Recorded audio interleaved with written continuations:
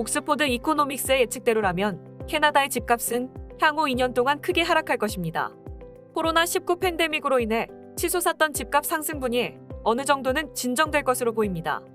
옥스포드 이코노믹스는 영국에 본부를 둔 국제연구단체로 최근 분석에 따르면 올가을부터 2024년 여름 사이에 집값이 24% 하락할 수 있다고 합니다. 지난해 말 캐나다의 주택가격은 캐나다의 중상층 소득 가구의 대출 능력보다 19% 더 높았습니다. 현재까지 이러한 추세가 지속되고 있으며 올 여름까지는 주택가격이 대부분의 대출자들이 감당할 수 있는 수준보다 38% 더 높은 수준에 이를 것으로 예상됩니다. 캐나다 부동산협회가 지난달 발표한 전국주택시장 동향에 따르면 캐나다 평균 주택가격은 전년 동기 대비 21% 상승해 74만 8,450달러로 신기록을 달성했습니다.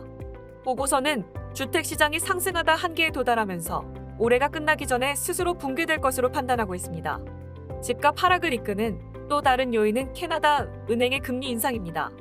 지난 3월 초 BOC는 2018년 이후 처음으로 기준금리를 0.25%에서 0.5%로 인상했습니다. 옥스포드는 올해 남은 기간 내에 기준금리가 3배 이상 인상되고 2024년까지 추가로 인상돼 2024년 여름까지 최고 2%까지 금리가 오를 것으로 보고 있습니다. 고정금리의 5년 만기 주택담보대출 금리는 2023년 최고 5%에 이를 것으로 옥스포드는 전망합니다. 이외에 연방정부의 개입, 주택 관련 세금, 외국인 주택 소유 금지, 비거주자가 소유한 빈집에 대한 세금 등도 집값을 낮추는 요인으로 작용할 것이라고 보고서는 말합니다. 그러나 24%의 하락에도 불구하고 최종적으로 캐나다의 집값은 코로나19 대유행 전보다 약 15% 더 오를 것으로 예상합니다. 캐나다인들이 현실적으로 감당할 수 있는 주택 가격이 형성될 것으로 예상하고 있어 집값 하락으로 인한 경기 침체는 오지 않을 것으로 보고 있습니다. 이 분석에서는 같은 기간 동안 집값이 40% 하락하여 2008년 미국 주택시장이 겪었던 것과 유사한 폭락이 발생할 수 있는 최악의 시나리오도 간략하게 설명하고 있습니다.